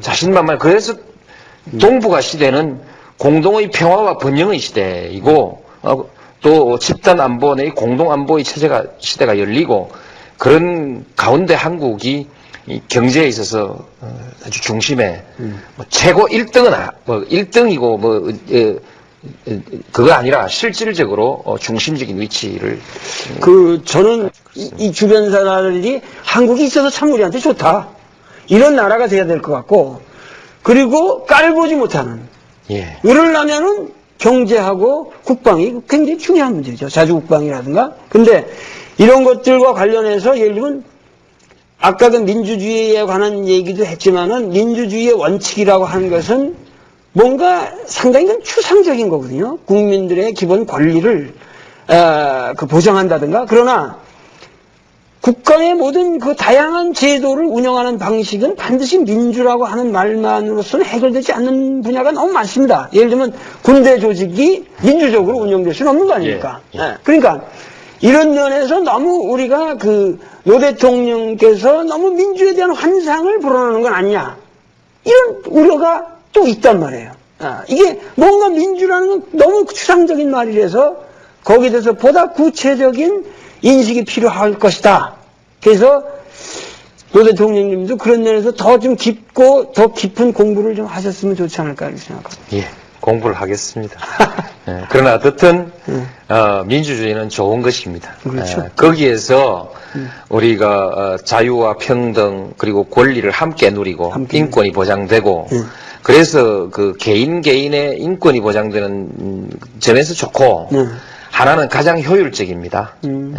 다양성과 경쟁의 체제이기 때문에 거기에서 창의력이 살아나오고 그것을 또 경쟁을 통해서 검증하고 가장 생산적이고 효율적인 체제이기 때문에 민주주의 하는 것이고, 단지 민주주의를 너무 발전시켜서 걱정되거나 이런 것이 아니라 우리가 민주주의를 제대로 발전시켜 나가지 못하는데 걱정이 있는 것입니다. 말하자면 게임의 룰을 그 게임의 룰, 소위 원칙이라는 게 그거 아니겠습니까? 그 게임의 룰을 아주 공정하고 합리적으로 다듬어 나가고, 그 다음에 승복하고, 상대를 존중하고, 이런 문화들을 하나하나 만들어 나가면 민주주의야말로 아주 질서정연한 그런 제도가 될 수 있다. 그렇게 생각합니다. 하여튼 너무 시간이 흘렀기 때문에 이게 마무리를 줘야 될 것 같습니다. 그래서 저는 하여튼 좀 노 대통령님이 여태까지 대통령과 확실히 다른 스타일의 대통령이거든요. 그래서 이 노무현 스타일에 우리 국민도 조금 적응할 필요는 있겠다. 이런 생각이 들고요. 그래서 결국은 이렇게 해서 뭔가 국민과 이게 이 지도자 사이에 정말 좀 편견 없는 진실한 대화가 이루어졌으면 좋겠다.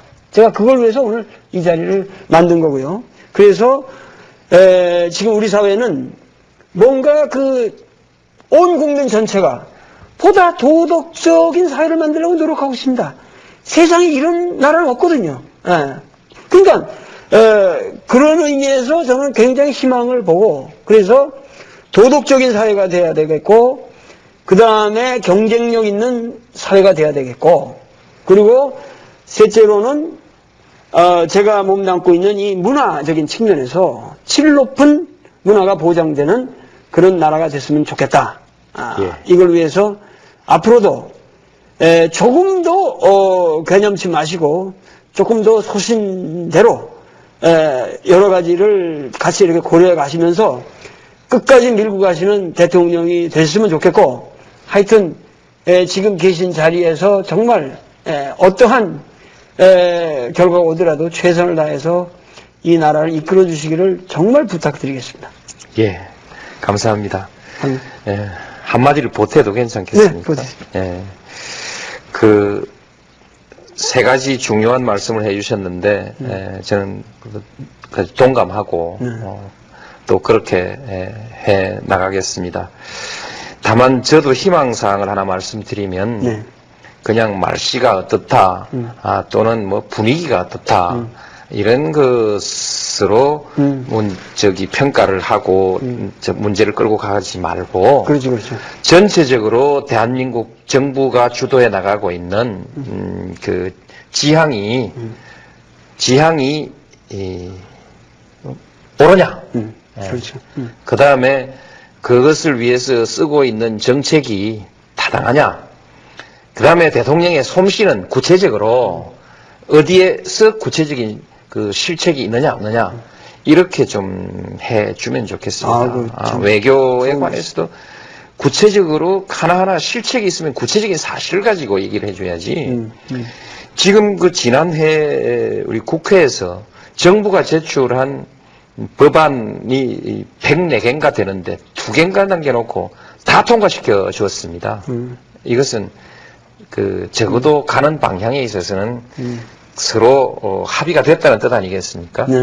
그래서 이런 구체적인 정책과 구체적인 행위에 대한 평가, 이런 것을 가지고 자세, 역량 이런 것들을 구체적으로 평가하는 그런 평가가 됐습니다. 중요한 말씀입니다. 저도 평생을 씹혀 산 사람인데 아주 공감합니다. 이 동병상련인데 뭔가 도레미 스타일 이런 거 자꾸 흠을 잡거든요. 사람의 삶의 스타일. 나보고 베토벤 음악 듣는데 그건 베토벤 음악 듣지 말아라 이런 말 할 수 없는 거거든요. 그러니까 그런 말의 스타일이라든가 삶의 스타일에 관한 얘기를 이제 그만하고 그 사람의 논리 그리고 가치관 여기를 가지고 우리가 철저하게 평가를 해야 된다. 앞으로 그건 저도 말씀드리고 싶어요. 아주 그런 사회가 됐으면 저도 좋겠습니다. 예. 열심히 하겠습니다. 이 장시가 너무 이거 좀 정말 감사합니다. 으로 볼 적에는 그게 내 푼이 오갔냐 안 갔냐 그걸 알았냐 모르냐 이런 중요한 문제보다도 하나의 그러한 도덕적인 명분을 내놓고 그 과정으로 해서 대통령이 된 사람의 입장에서 그 과정에서 최소한 나는 도덕적인 꺼리낌은 없었다라는 얘기는 할 수 있어야 되지 않는가. 그러면 좋겠죠. 그렇게 말할 수가 없는 것이 저로서는 매우 안타깝고 힘든 처지입니다. 다만 이제 어쨌든 버스 운전대에서 내가 운전을 해야 되는 처지가 됐습니다. 열심히 버스가 안전하게 목적지 또는 중간 목적지까지 가도록 어쨌든 저는 제 최선을 다해야 되는 다할 생각이고요. 그 다음에 이제 그런 허물이 없으면 좋습니다. 그러나 허물이 생겨버린 겁니다. 좀 민망스럽지만 그래도 이급수 정도는 되지 않냐. 그렇게 도덕성의 문제도 완벽한 순수성을 추구하는 것은 현실적으로 불가능하다. 4급수도 있고 3급수도 있고 2급수도 있고 있습니다. 2급수는 조금 정화하면 먹을 수 있습니다. 그렇게 변명을 하고 그렇게 밀고 나갈 수밖에 없습니다. 네.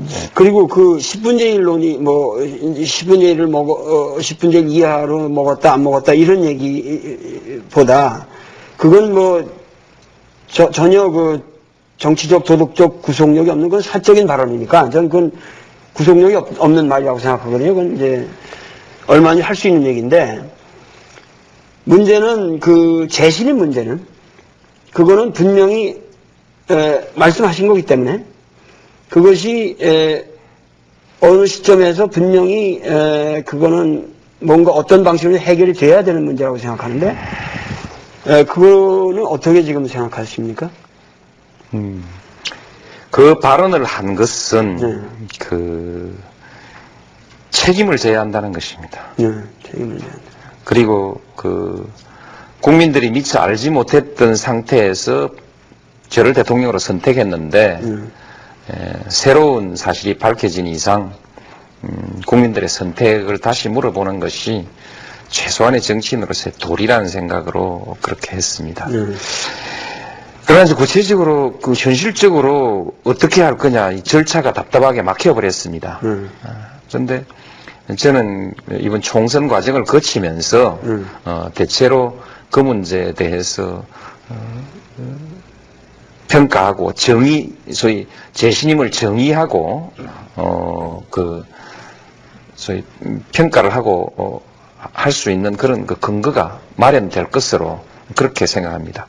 그것은 결국 제가 다시 한번 선택할 수밖에 없습니다.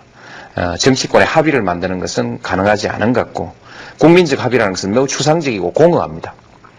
그래서 제가 선택을 할 수밖에 없는데 제 선택은 두 가지 조건이 있습니다. 하나는 국민들이 납득할 수 있는 선택이어야 하고 이렇게 재신임합시다 했을 때 그것은 국민들이 납득할 수 있는 것이어야 하고 두 번째로는 지도자로서 구차하지 않아야 된다.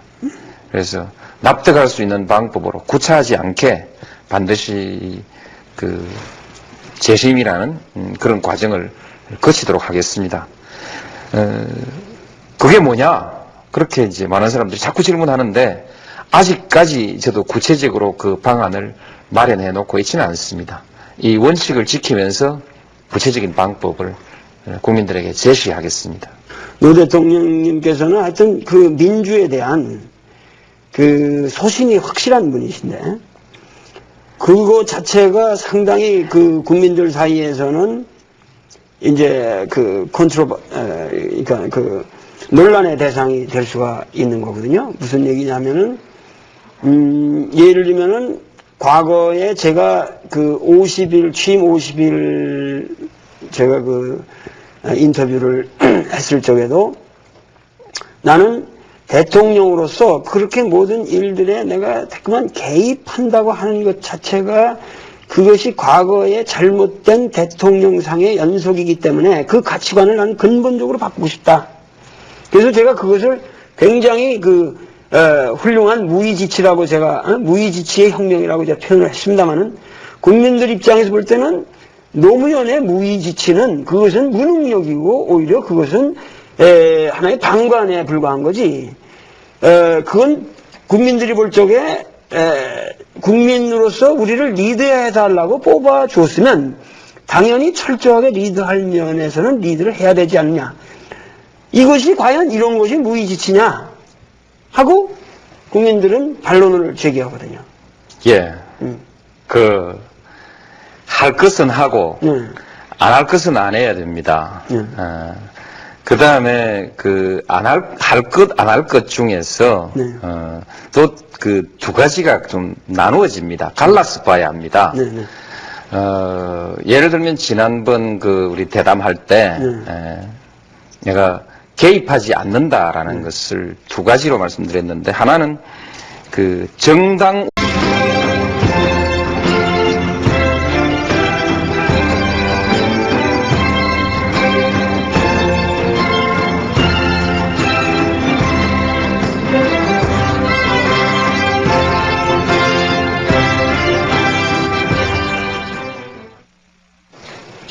대통령 취임 1주년이 되셔가지고, 이렇게 제가 이렇게 뵙고 말씀드릴 수 있는 기회가 생겨서 전 정말 기쁩니다. 그리고 이런 기회를 통해서 국민들이, 우리나라가 역사가 정말 바르게 가고 있는지 안 가고 있는지 궁금해 하는데, 그런 궁금증이 좀 많이 풀렸으면 좋겠습니다. 예, 감사합니다. 요즘 식사는 잘 하십니까? 예, 그 점에 대해서는 자신이 있습니다. 건강하시고요. 잘 먹고, 잘 자고, 열심히 일하고, 그렇게 잘 합니다.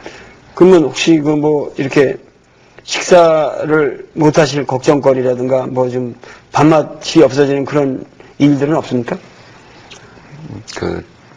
표현은 밥맛 없다. 정말 밥맛이 떨어진다. 이런 말을 쓰지만, 실제로는 걱정은 걱정이고, 밥은 밥이고,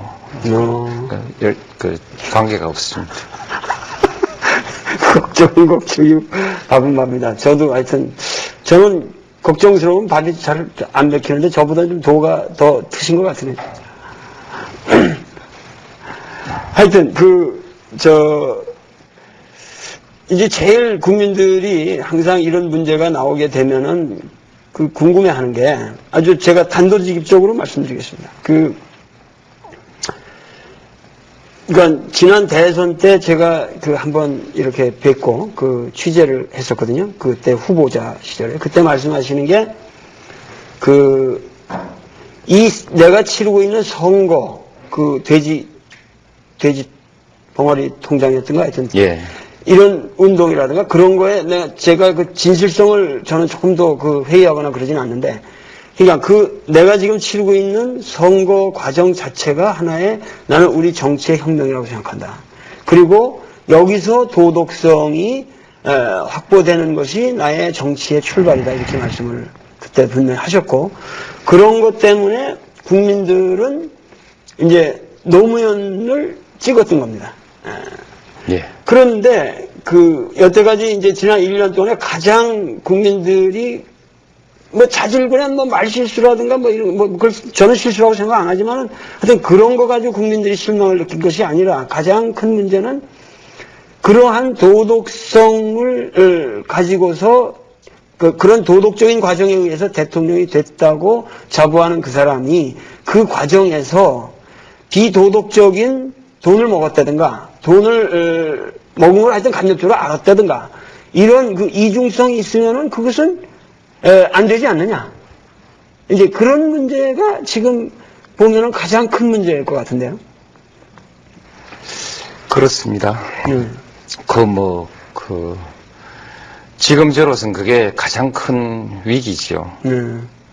국민들은 불순물이 전혀 없는 완벽하게 깨끗한 물을 바라고 그렇게 이제 참여하고 그렇게 해줬습니다. 또 모든 국민들이 그것을 다 기준으로 한 것은 물론 아닙니다만 어쨌든 그랬습니다. 그랬는데 강물이 이렇게 흘러오면 이 도시를 지날 때도 있고 또 큰 농토를 지날 때도 있고 그러면서 또 오염물질이 섞여 들어옵니다. 또 흐르면서 자정하고 또 섞여 들어오고 정치인의 역정도 그런 거 아닌가 싶습니다. 열심히 저로서도 순수한 상태나 깨끗한 상태를 유지하려고 나름대로 열심히 노력했습니다만 그러나 이렇게 오는 과정에서 변명으로 말씀드리면 참 피하기 어려웠던 그런 과정들이 있었습니다. 대통령이 될 때까지 그 정치를 중단할 거냐, 계속할 거냐의 그 선택을 고민했던 때도 들어 있었지만 조금 더 가보자. 그래도 이렇게 해서 왔는데 어쨌든 그 문제에 관해서 제가 지금 할 수 있는 일은 제 스스로 결정하는 것이 아니라 국민들의 결정을 기다리는 수밖에 없습니다. 후보가 되고 나서 이 후보의 처지가 호랑이 등에 탄 사람 처지여서 내릴 수가 없습니다. 그렇고 지금 현재는 제가 어쨌든 큰 그 합성버스에 운전대 타고 있습니다. 적절한 시기에 국민들의 평가에 의해서 내리라는 명령을 받기 전에 덜렁덜렁 내가 차 세워놓고 내리겠다. 그렇게 할 수도 없는 것이 제 처지입니다. 이번 총선을 거치면서 국민들의 뜻이 어디에 있는지 제가 잘 판단하고 또 존중해서 처신하겠습니다. 그런데 아니 그런 게 중요한 게 아니라 저의 관심 하는 문제 따라서 주한미군의 의미가 지금과는 아주 달라지는 그런 그 변화 이런 것들이 아주 빠른 시일에 또 한 단계 정리가 되고 그러면서 또 몇 년씩 또 제자리 걸음하고 이렇게 변화해 간다고 생각합니다. 어쨌든 전체적으로 저는 그 낙관하고 있습니다. 낙관하고 있고 적어도 제 임기 동안에 상당한 부분 이 진전이 있을 것으로 그렇게 기대하고 있습니다. 근데 최근에 이현재 경제부총리를 아주 힘쓰게 이렇게 모셔다가 입각시키셨다고 그런 인상을 받았는데 그분을 이렇게 모셔와야만 되는 꼭 그 사람을 모셔와야 되는 어떤 필연성이 있었는지 그리고 그것이 우리 경제 활성화 방안에 어떠한 노 대통령의 그러한 어떠한 경제적 비전과 합치되기 때문에 그래서 그런 건지 이 과거 그야말로 우리가 지금 당면한 문제는 박정희 시대의 어떠한 경제 개발 모델은 넘어서는 어떤 새로운 모델이 나와야 되지 않냐 하는 것은 대체적인 공감이 있는 것 같은데 이런 문제에 대해서 한번 좀 말씀해 주시죠. 우리가 경제의 철학을 추구해 나가는 것이 우리 보통 진보적인 사람들의 관심입니다. 그 점은 저도 잊어버리지 않습니다. 그러나 어떤 철학도 위기를 관리하지 못하면 실현될 수가 없습니다. 경제에 있으면 반드시 위기를 관리해줘야 하고 그 다음에 일상적으로 나타나는 경기 관리를 잘 해줘야 됩니다. 경기 관리를 잘 못하면 그것이 위기로 발전될 수 있기 때문에 그렇습니다. 지금은 경제가 위기는 아닙니다만 몇 가지 어려움을 극복해서 위기로 발전하는 것을 막아야 되는 준위기 관리적인 상황이 있습니다.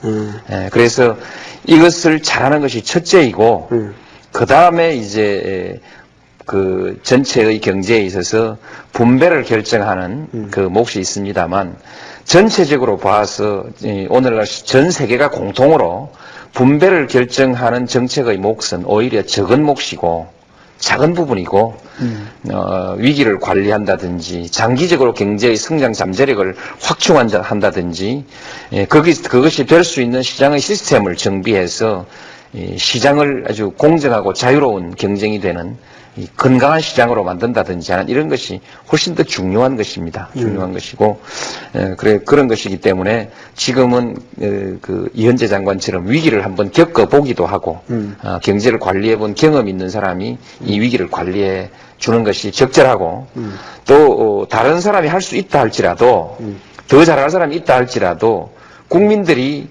믿어줘야 합니다. 국민들이 안심하는 것은 중요한데, 제가 헛소리 한마디 하지요. 즉, 관리하라고 하면, 저도 관리할 실력이 있습니다. 그러나 제가 경기를 관리하고 위기를 관리하겠다고 하면, 국민들이, 아마 굉장히 불안해할 겁니다. 그 실력도 불안해하고 정치적 목적에 의해서 무슨 짓을 할지 하는 불안도 있을 것이고 그렇기 때문에 그 점에 관해서 신뢰를 가진 관리자 이제 그런 측면에서 이현재 부총리가 아주 그 실제로나 또는 신뢰의 면에서나 적절하다는 여러 사람들의 의견이 있어서 그렇게 받아들인 것이고 잘 될 것으로 봅니다. 근데 그 과거에는 국가가 이제 박정희 모델이라는 건 결국 국가가 기업을 리드했단 말이에요. 그래서 이제 국가가 알아서 뭐 기간 산업도 해주고 인프라도 깔아주고 뭐 이렇게 해왔고 그런데 지금은 이제 그것이 뭔가 기업 자체가 이미 국제적인 경쟁력을 갖춘 기업들이기 때문에 그야말로 이렇게 그 어마어마한 돈을 정치에다가 헌납하고 막 이런 막 그러니까 국내 이런 정치 상황이 아니라면 뭔가 자기들이 알아서 이제는 뭔가 우리 국가의 운명을 개척해 나가는 하나의 선두에 서서 뭔가 자기들이 스스로 뭐를 하나 해 나갈 거라고 생각하는데 그러니까 우리 국민들의 지금 바람이라고 하는 것은 지금 진행되고 있는 정치 개혁이 얼마 빨리 이게 단축되면 단축될수록 좋고 단축을 원하는 것은 그것이 어떻게 하면 합리적인 기업 운영과 매치가 돼서 국부를 증대할 수 있는 나라가 되느냐. 이게 지금 국민들의 지금 관심이 아니겠습니까? 근데 우리 노 대통령님은 너무 정치에만 관심이 있어가지고 좀 경제는 좀 약한 사람 아니냐. 뭐 이렇게 좀 보는 시각도 있지 않을까. 언제 그 KBS에서 아주 유명한 경제학자 한 분을 모셔가지고 이런 대담 한번 시켜주시면 경제를 적어도 대통령으로서 경제를 관리할 만한 능력이 있는지 없는지 어느 정도는 증명이 되지 않겠습니까?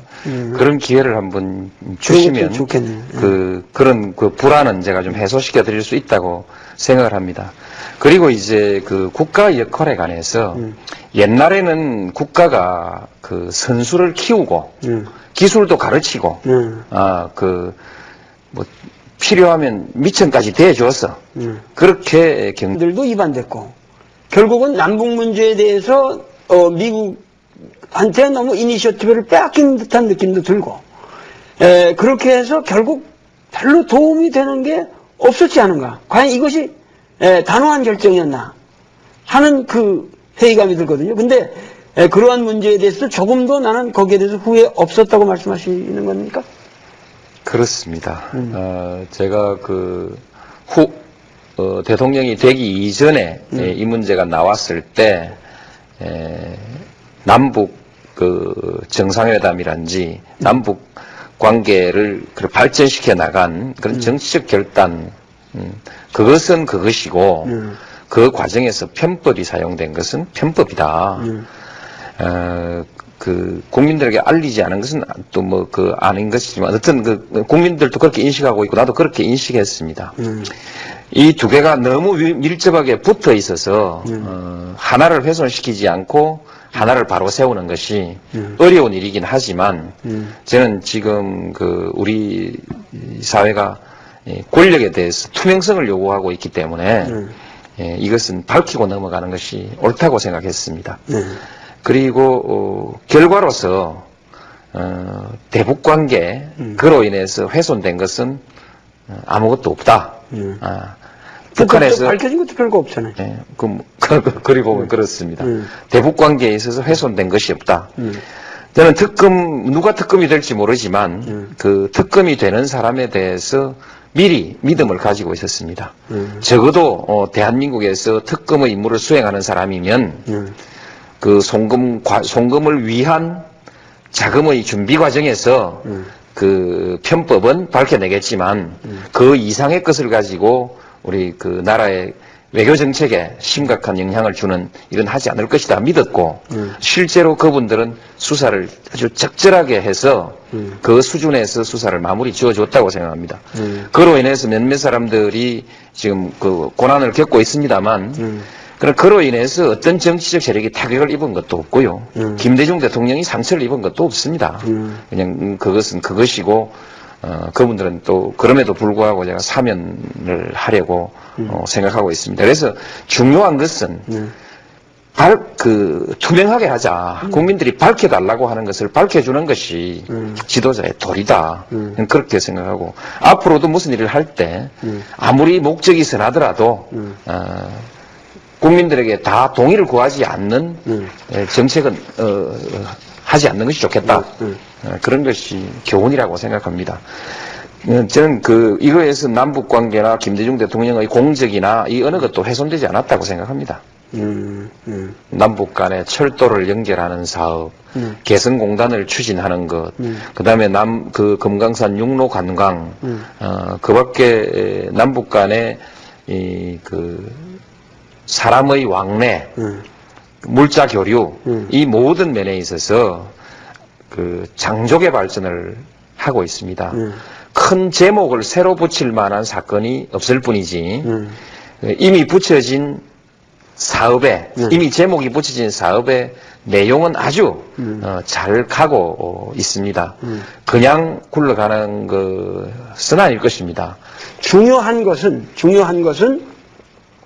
지금 시중에 태극기 휘날리며 이런 6.25를 주제로 한 영화도 상영되고 있습니다만은 사실은 6.25라고 하는 전쟁의 아픔이 지금까지 유지되고 있는 거거든요. 뭐냐면 휴전이라고 하는 것은 전쟁 중인데 잠깐 쉬고 있다는 거거든요.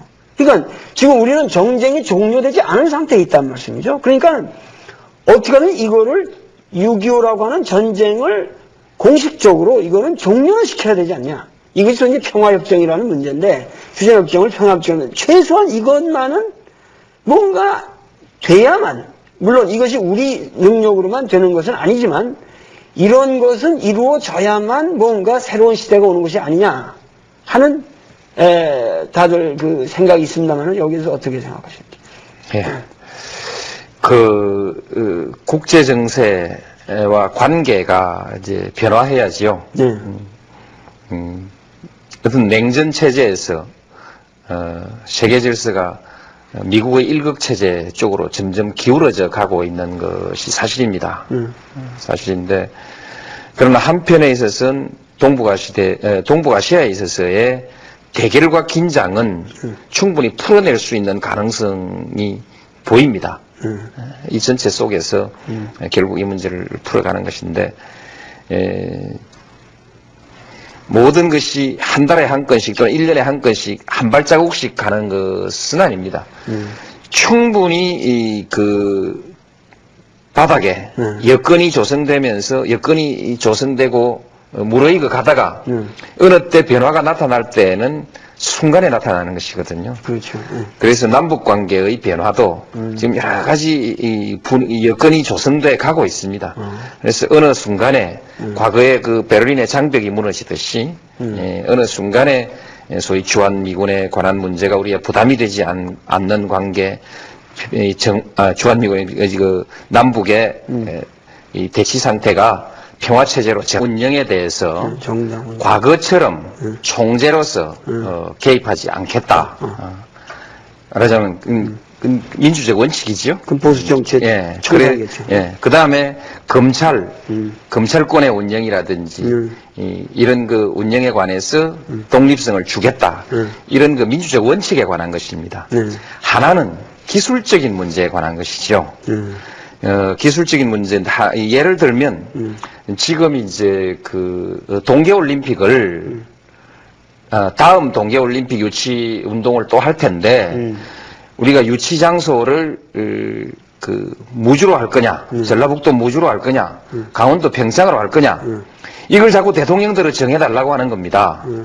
근데 그것은 유치하는데 가장 유리해야 하고, 그 다음, 유치하는데 기술적으로 가능하고 유리해야 하고, 또한 유치했을 표를 가장 많이 받을 수 있는 곳이어야 하지 않겠습니까? 그렇죠. 그 다음, 대회 운영이 원활해야 하고. 대단히 기술적인 문제이기 때문에, 이것을 대통령이 정해버리면, 일이 거꾸로 될 수가 있거든요. 그렇죠. 그런 것은 대통령이 개입하지 말아야 한다. 제가 울산 정차역을 만들어 달라고 했을 때, 고속전철. 내가 예, 해드리겠습니다. 라고 그렇게 표현하기보다는 반드시 됩니다. 라고 표현했습니다. 왜냐하면 그것도 사업인데 국민에게 편익을 제공하기 위해서 철도를 만들고 또 철도는 철도청 그것을 통해서 이 수지를 맞춰야 합니다. 국민에게 편익을 제공하기 위해서도 100만 도시에 서야 하고 그 다음에 사업성이 있도록 하기 위해서도 100만 도시에 서야 하는 것이거든요. 사리를 보니 될 것 같습니다. 이건 말해줄 수 있습니다. 그러나 스키장에 동계올림픽장에 관한 문제는 제가 사리를 가지고 그렇게 답을 할 수가 없습니다. 그래서 제가 정당 개입은 하지 않는다. 내가 결정할 수 있지만 이건 내가 결정할 문제가 아니죠. 그래서 이제 빠진 것이지 이건 일반적인 무위하고는 좀 다릅니다. 예를 들면은 많은 사람들이 검찰까지 놔가면서 어떻게 통치를 할 거냐 하고 했는데 결과적으로 보면은 사실은 저는 뭐 국민들도 그걸 이해를 해야 된다고 생각하지만은 검찰을 독립시킴으로써 결과적으로 그건 굉장히 잘된 일이거든요. 그러니까 그런 거는 어떻게 되든지 간에 노 대통령의 입장을 저도 지원할 수가 있습니다. 그러나 외교라든가 국방이라든가 교육이라든가 이런 문제들은 뭔가 이렇게 방관하거나 방치하고 뭐 방관 방치를 안 하도 민주적인 과정으로만 이루어지는 문제들은 아니거든요. 그러니까 그런 문제에 대해서 확고하게 풀 것과 풀지 않을 것을 구분하는 그러한 리더십. 그러니까 이것이 말씀하시는 바 여태까지 강력한 리더십이라는 것이 민주주의의 함정이다. 나는 과거에 여태까지 국민들이 갈망했던 그런 강력한 리더십으로서의 대통령이라고 하는 것을 거부하는 것으로부터 나는 새로운 대통령상을 만들어 가겠다고 하는 노 대통령님의 그 민주 철학은 저는 충분히 이해가 갑니다. 그러나 뭔가 그럼에도 불구하고 강력한 리더십을 발휘할 곳에서는 확실하게 발휘를 해줘야 되지 않냐. 이것이 국민들의 갈망이거든요. 예. 용어를 조금 달리 한번 생각해 보십시다. 저는 강력한 리더십을 강력하게 바라고 갖기를 바라고 또 가지려고 합니다. 강력한 리더십은 추구하되 위압적인 리더십은 피하겠다는 것입니다. 그리고 편법적인 리더십을 갖지는 않겠다는 것이죠. 제가 버리려고 한 것은 강력한 리더십이 아니라 위압적인 리더십입니다. 저는 앞으로 강력한 리더십을 가질 것입니다. 지금 강력한 리더십은 몇 가지의 편법적 권력의 행사나 그렇죠. 또는 위압적인 그런 권력의 행사를 통해서 이루어지는 것이 아니고 국민적 동의 위에서만 가능한 것입니다. 그래서 저는 그 점에 있어서 국민의 동의, 합의를 토대로 해서 강력한 리더십을 행사하려고 합니다. 그리고 대통령으로서 중요한 결단을 해야 될 시기에 반드시 결단하겠습니다. 예를 들면 지금까지 외교 국방에 관해서 어떤 결정도 단호하지 않았던 것은 없습니다. 망설임 없이 충분히 심사숙고하되 어떤 저항이나 반대가 있더라도 내 지지 기반을 잃더라도 이것은 국가의 장래를 위해서 필요하다고 하면 단호하게 결정해 왔습니다. 물론 그것은 제가 가지고 있는 성격이기도 합니다. 정치를 하면서도 제 스스로의 정치적 생사가 걸린 문제에 관해서도 항상 원칙을 가지고 단호하게 결단해 왔습니다. 그 말씀과 관련돼서 잠깐만 그러니까 대통령이 되시고 나서 이 대북송금 특권 문제가 걸렸었는데 저는 계속 칼럼을 써가지고 특검을 수용하면 안 된다. 그리고 결과적으로 저는 특검을 수용하셔가지고 결국은 진보 세력이라고 그러는 사람